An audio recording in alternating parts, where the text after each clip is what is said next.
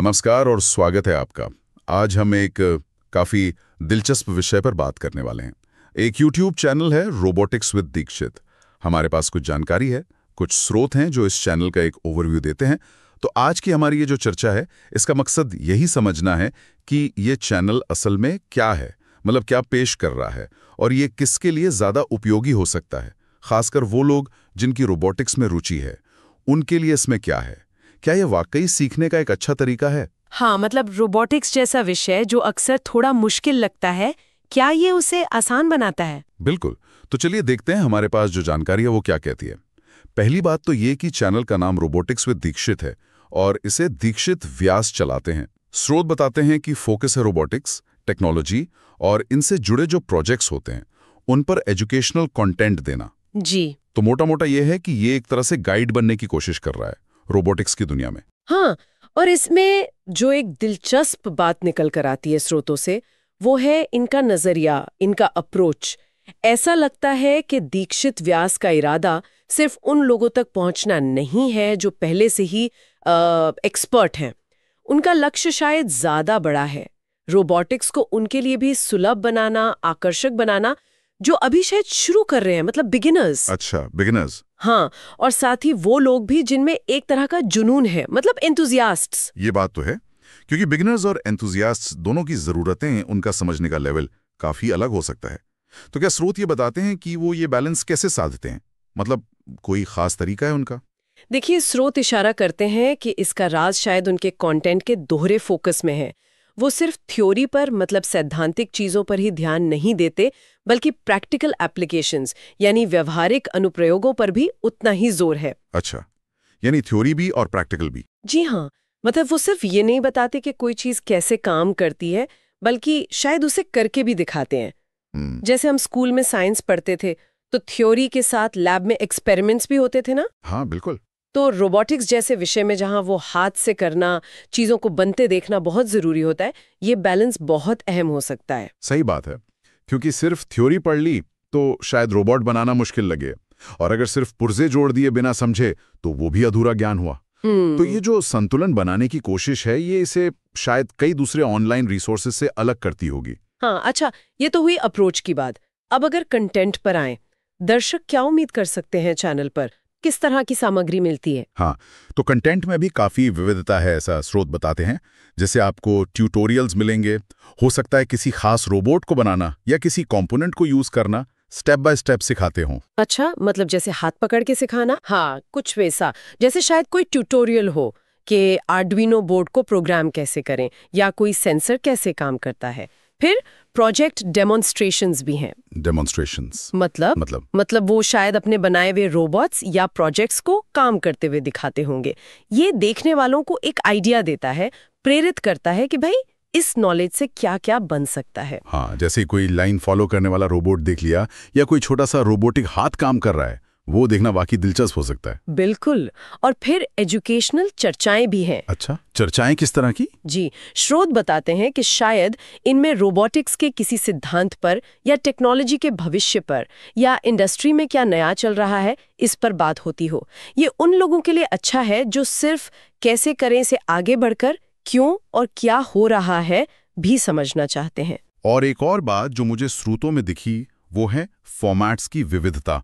सिर्फ लंबे वीडियो नहीं, बल्कि शॉर्ट्स भी हैं, वो छोटे वाले, जल्दी से देखने वाले। जी हाँ, शॉर्ट्स। और साथ ही डिटेल्ड प्रोजेक्ट शोकेस भी हैं, जिनमें शायद किसी बड़े प्रोजेक्ट को गहराई से दिखाते होंगे। बिल्कुल सही कहा, ये काफी स्मार्ट लगता है। हाँ, मतलब अगर किसी के पास 5 मिनट हैं तो शॉर्ट देख लिया, और अगर वीकेंड पे कुछ बनाना है तो पूरा डिटेल्ड ट्यूटोरियल मिल गया। ये अलग-अलग तरह के दर्शक और उनकी अलग-अलग जरूरतें, उनको ध्यान में रखने की कोशिश लगती है।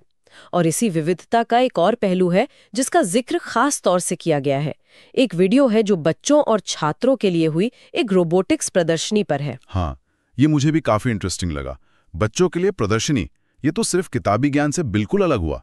स्रोत क्या कहते हैं इसके बारे में? स्रोत कहते हैं कि ये वीडियो रोबोटिक्स की मजेदार और शैक्षिक दोनों पहलुओं को दिखाता है। ये दर्शाता है कि सीखना सिर्फ गंभीर नहीं, बल्कि मजेदार और इंटरैक्टिव भी हो सकता है। हाँ, जब बच्चे खुद रोबोट्स को चलते फिरते देखते हैं या शायद कुछ बनाने की कोशिश करते हैं। बिल्कुल, तो उनका उस विषय से जुड़ाव ही अलग लेवल का हो जाता है। ये सिर्फ जानकारी देना नहीं है, ये एक तरह से प्रेरणा देना है। मुझे लगता है ये बात चैनल के इरादे के बारे में भी काफी कुछ कहती है कि वो सिर्फ मौजूदा लोगों को ही नहीं देख रहे हैं, बल्कि अगली पीढ़ी को भी तैयार करने की सोच रहे हैं।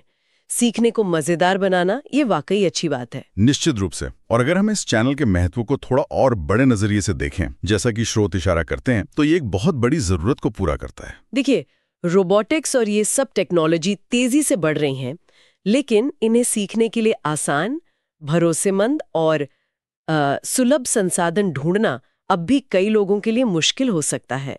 हाँ, खासकर हमारे देश में, जहां शायद हर किसी की पहुंच महंगी वर्कशॉप्स या एडवांस लैब्स तक ना हो। सही कहा। तो आप ये कह रही हैं कि ये चैनल एक तरह से उस गैप को भरने का काम कर रहा है? हाँ, कुछ हद तक। स्रोत तो यही इशारा करते हैं। ऑनलाइन होने की वजह से इसकी पहुंच बहुत ज्यादा है, और जैसा हमने पहले कहा, अलग अलग तरह का कंटेंट, ट्यूटोरियल, डेमो, चर्चाएं, शॉर्ट्स, ये अलग अलग सीखने के स्टाइल वाले लोगों को अपील कर सकता है। हाँ, कोई देखकर सीखता है, कोई करके, कोई सुनकर। तो ये विविधता इसे ज्यादा लोगों के लिए उपयोगी बनाती है। और इसका असर क्या हो सकता है, मतलब पोटेंशियल इम्पैक्ट? क्या स्रोत इस बारे में कुछ बताते हैं? स्रोत इसके संभावित प्रभाव को काफी सकारात्मक रूप में देखते हैं। उनका मानना है कि ये चैनल भविष्य के इंजीनियर, साइंटिस्ट्स और यहाँ तक कि जो शौकिया तौर पर रोबोटिक्स बनाते हैं, मतलब हॉबीस्ट्स, उनको भी प्रेरित कर सकता है। खासकर युवा दर्शकों पर, जैसा वो बच्चों वाली प्रदर्शनी की वीडियो से लगता है। जी हाँ, बिल्कुल। उन पर असर गहरा हो सकता है। ये उन्हें कम उम्र में ही टेक्नोलॉजी, इनोवेशन, प्रॉब्लम सॉल्विंग की दुनिया से जोड़ सकता है। ये सिर्फ रोबोट्स बनाना सिखाना नहीं है, ये सोचने का एक नया तरीका सिखाना भी हो सकता है। ये तो हुई प्रेरणा और प्रभाव की बात। प्रैक्टिकल लेवल पर क्या इस चैनल तक पहुंचना आसान है? एक्सेसिबिलिटी कैसी है? हाँ, इस मामले में स्रोत बिल्कुल साफ है। ये चैनल YouTube पर रोबोटिक्स विद दीक्षित नाम से आसानी से मिल जाता है। अच्छा, मतलब जिसके पास इंटरनेट है, YouTube है, वो इसे देख सकता है, सीखना शुरू कर सकता है।